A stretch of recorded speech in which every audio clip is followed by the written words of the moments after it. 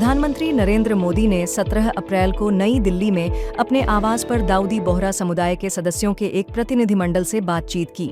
प्रधानमंत्री ने दाऊदी बोहरा समुदाय के सदस्यों के साथ अपने मजबूत संबंधों का स्मरण किया। उन्होंने सामाजिक कल्याण की दिशा में काम करने की समुदाय की परंपरा की प्रशंसा की, जिसे उन्होंने वर्षों से देखा है। मध्य प्रदेश के नीमच में 17 अप्रैल को केंद्रीय रिजर्व पुलिस बल दिवस परेड समारोह आयोजित किया गया। केंद्रीय गृह मंत्री अमित शाह कार्यक्रम में मुख्य अतिथि के रूप में शामिल हुए। उन्होंने कहा कि सीआरपीएफ ने विगत 5 वर्षों में नक्सलवाद प्रभावित क्षेत्रों में 400 से अधिक फॉरवर्ड ऑपरेटिंग बेस स्थापित किए हैं।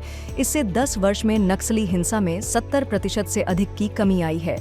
17 अप्रैल को नई दिल्ली में द वीक डिफेंस कॉन्क्लेव 2025 का उद्घाटन सत्र आयोजित किया गया।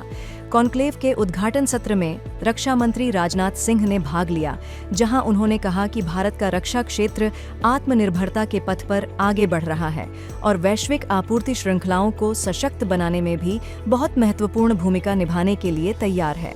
केंद्रीय कृषि एवं किसान कल्याण मंत्री शिवराज सिंह चौहान ने 17 अप्रैल को ब्राजील में आयोजित ब्रिक्स देशों के कृषि मंत्रियों की बैठक में भाग लिया।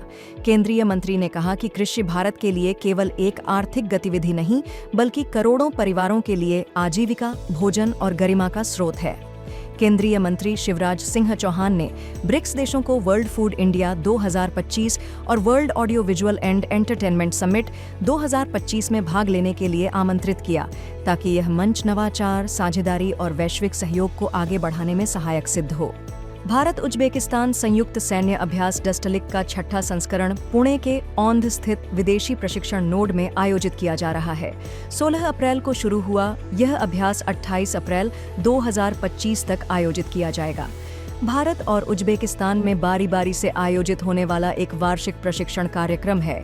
संयुक्त अभ्यास रक्षा सहयोग को बढ़ावा देगा और इससे दोनों मित्र देशों के बीच द्विपक्षीय संबंधों को और बल मिलेगा।